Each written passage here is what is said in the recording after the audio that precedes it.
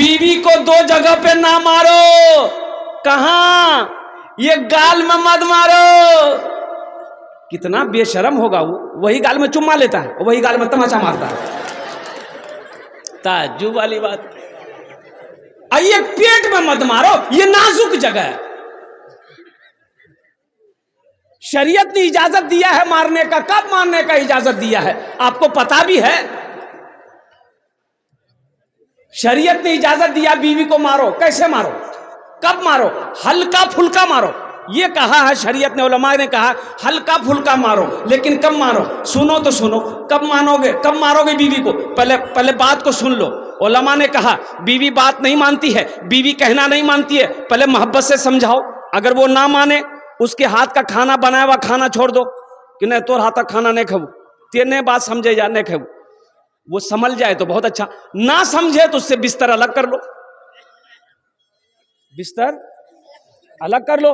फिर भी ना समझे तो उसके मैके से 10 आदमी को बुलाओ, 10 आदमी अपने यहां का, 20 आदमी मिलकर उसको समझाए।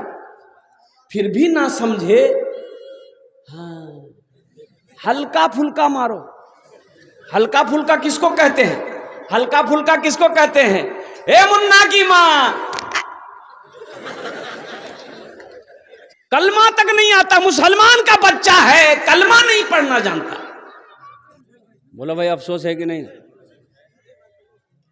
तो इंशाल्लाह नमाजों की पाबंदी करेंगे, इंशाल्लाह पाबंदी करें। कितने लोग तैयार? हाथ उठाए। इंशाल्लाह नमाजों की पाबंदी करेंगे कल से।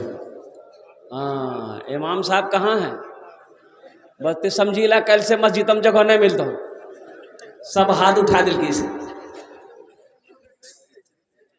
अच्छा, एक कमजोरी हम लोगों के अंदर में ये भी है कि हम लोग वादा करते हैं, वफा नहीं कर पाते, निभाते नहीं। तकरीर सुनेंगे, अमल नहीं है। 2-4 आदमी दावत के काम से एक बूढ़े मियाँ के दरवाजे पे गए, सलाम दुआ हुई। बूढ़े मियाँ दरवाजे में बैठे हुए थे। बोले कि चचा जमात आई है और चलिए आप मेरे साथ चलिए, नमाज की दावत है। बूढ़े मियाँ बोले कि बेटा सब दावत हम ले लेंगे, नमाज की दावत नहीं लेंगे। बोले काहे? बोले इसलिए कि बेटा हम जब भी नमाज पढ़ते मेरे घर में कुछ ना कुछ हो जाता है, इसलिए हम नमाज नहीं पढ़ते। बोला ऐसा नहीं सोचिए, चलिए ये गलत सोचना है। बोला नहीं हम नहीं जाएंगे, हम तजर्बाकार हैं। उसका बेटा निकला, बोला बेटे को भेज दिए। बोला कि नहीं बेटा भी जाएगा तो फिर कुछ ना कुछ हो जाएगा। बोला कुछ नहीं होगा, दिमाग से निकालिए, बेटा को भेजिए। तो बेटा को पढ़ के लेकर लोग चले गए, बस्ती घूमे, ऐशा की नमाज पढ़े। लोगों ने, जमातियों ने खाना खिला दिया। बोला बेटा नौजवान, अरे सुबह घर क्या जाइए, अभी घर क्या जाएगा, सो जाओ, सुबह कल फजर पढ़ के चले जाना। नौजवान मस्जिद में सो गया। नौजवान मस्जिद में सोया। रात 2 बजे उसके बाप की तबीयत खराब हुई, बुढ़वा की। पेट में अचानक दर्द हुआ, दवाई खाते खाते मर गया बुढ़वा। बुढ़िया बोली कि या अल्लाह, ये हमार बेटा नमाज पढ़ल गेले, बुढ़वा गेल।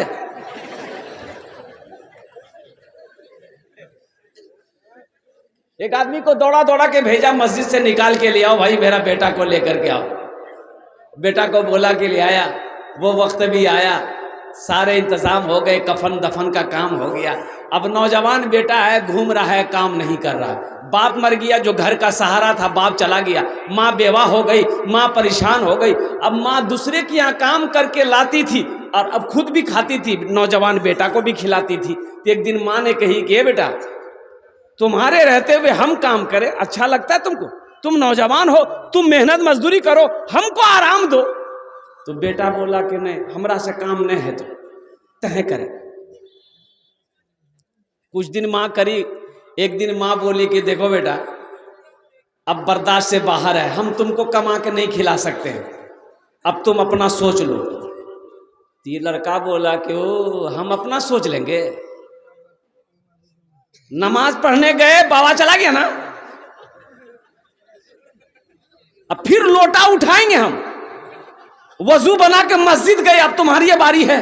बोले नहीं बेटा ते घरे में रहो।